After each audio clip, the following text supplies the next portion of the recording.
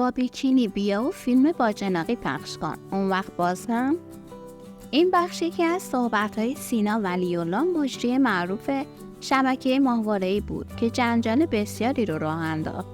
علی خامنه‌ای رهبر جمهوری اسلامی در تلاشی برای گرم کردن تنور انتخابات از امامان جمعه خواست مردم رو به رأی دادن ترغیب کنند.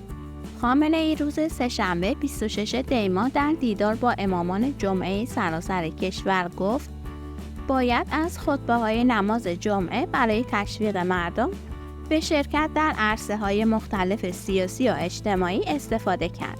اون تاکید کرد تشویق به حضور در میدان سیاسی مثل انتخابات کاری واجب و لازمه. رهبر جمهوری اسلامی شرکت در انتخابات رو وظیفه و حق مردم دونست و افزود باید با عمل روی خوش زبان پاسخگو و حضور در جمع‌های گوناگون مردم رو به حضور در صحنه ترغیب کرد. در سالهای اخیر و به دنبال مشکلات شدید اقتصادی، سرکوب گسترده منتقدان و نظارت شورای نگهبان، مشارکت مردم ایران در انتخابات رو کاهشی چشمگیر عنوان کردند که این موضوع به بحران مشروعیت حکومت دامن زده. خامنه‌ای پیش از این هم در دیدار با عده‌ای که رسانه‌های داخلی اونها رو گروهی از مردم قم خوندند، خواستار حضور مردم در انتخابات آتی شد و بیفایده بودن انتخابات و تحریم اون رو سیاست راهبردی دشمنان انقلاب توصیف کرد. اون روز 13 دی ماه در دیدار با گروهی از مداحان حامی حکومت اقدام مخالفان جمهوری اسلامی رو در تحریم انتخابات پیشرو خصمانه دونست و اونها رو به مخالفت با اسلام متهم کرد. خامنه‌ای با اشاره به برگزاری انتخابات مجلس خبرگان و مجلس شورای اسلامی در اسفند ماه گفت یک عده‌ای نمیخوان این انتخابات آنچنان که شایسته این ملت انجام بگیره. تلاش میکنن مردم رو مایوس کنن و وانمود کنن که انتخابات فایده‌ای نداره. این حرکت خصمانه است. هر کس با انتخاب مخالفت کنه با جمهوری اسلامی مخالفت کرده، با اسلام مخالفت کرده. خامنه‌ای و سایر چهره‌های مذهبی و سیاسی و طرفدار حکومت همواره شرکت در انتخابات رو وظیفه دینی معرفی کردند. مقام‌های جمهوری اسلامی در طول 4 دهه اخیر تلاش کردند از نمادهای مذهبی روایات اسلامی شیعی برای حاکمیت و سیاست‌ها مشروعیت بیافرینند.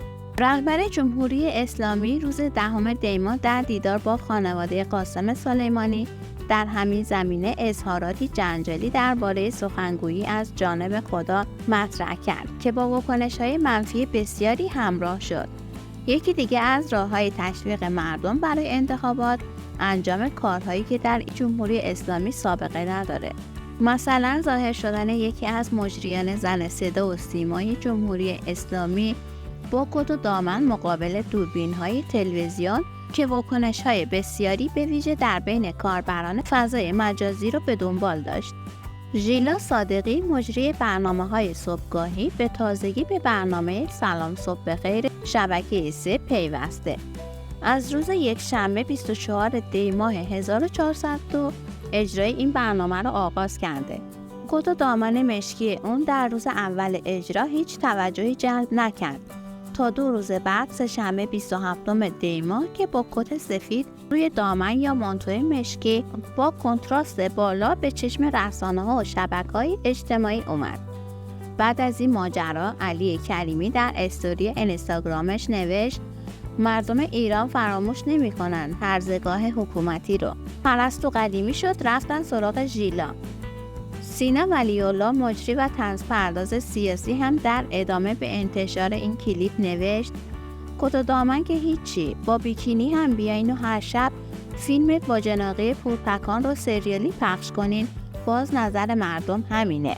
بسیاری از کاربران این اقدام صدا و سیما رو تلاشی برای جذب مخاطب در آستانه برگزاری انتخابات مجلس شورای اسلامی و مجلس خبرگان در اسفند ماه دونستند. به گفته اونها جمهوری اسلامی در پی اینه که تا به مردم القا کنه که حکومت تنوع در پوشش رو به رسمیت میشناسه. علی احمدنیان خبرنگار به حضور مجری کت و دامنی در تلویزیون جمهوری اسلامی اشاره کرد و گفت چنین پوششی در گذشته با اتهاماتی نظیر تلاش برای تضعیف باورهای دینی و ایفای نقش پیاده نظام دشمن روبرو و با آن برخورد می‌شد. کاربری به نام سهیل ایران با مقایسه سرکوب‌هایی صورت گرفت به دست گشت ارشاد و پوشش متفاوت مجری زن صدا و سیما نوشت دم انتخابات نه سوار ون می‌کنند، نه به کما می‌فرستند و نه جون می‌گیرند. اشاره این کاربر به نحوه کشته شدن مهسا ژینا امینی و آرمیتا گراوند، 2 قربانی اخیر حجاب اجباری در ایرانه. سخنگوی شورای نگهبان هم به تازگی گفته زنان بی‌حجاب حق دارن رأی بدن. حق رأی در هیچ قانونی سلب نشده و حتی توسط دادگاه هم سلب شدنی نیست. انتخابات مجلس شورای اسلامی و مجلس خبرگان رهبری حدوداً 2 ماه دیگه در ایران برگزار میشه و خامنه‌ای به پیشواز همین رویداد سیاسی در 1 ماه گذشته در هر سخنرانی خود بیشترین تاکید را در تشویق مردم به شرکت در انتخابات گذاشته. روحانی گفت راضی کردن مردم برای شرکت در انتخابات امسال مشکله.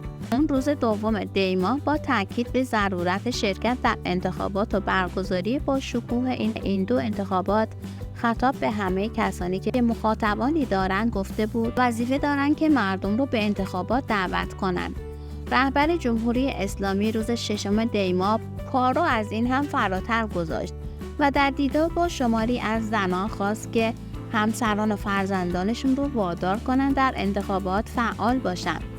وبسایت اون بعداً واژه وادار رو در متن سخنرانی به ترغیب تغییر داد. با این حال خامنه‌ای در سخنرانی‌ها نه به رد صلاحیت گسترده نامزدها اشاره کرد و نه به بی‌اعتنایی حکومت به خواسته‌های مردمی از جمله آزادی پوشش و معرفی و مجازات عاملان و آمران خشونت علیه شهروندان در اعتراضات 1401. در عوض اون روز چهارشنبه با اشاره گذرا به پرونده‌های فساد سیاسی و مالی و اقتصادی کلان مدعی شد که یکی از نقاط قوت نظام اسلامی مبارزه با فساده. ممنون که تا آخر ویدیو با ما همراه بودید و با لایک و کامنت از ما حمایت میکنید. یک ویدیو بهتون پیشنهاد میشه که قطعاً خوشتون میاد. لطفاً روش کلیک کنید و از دستش ندید.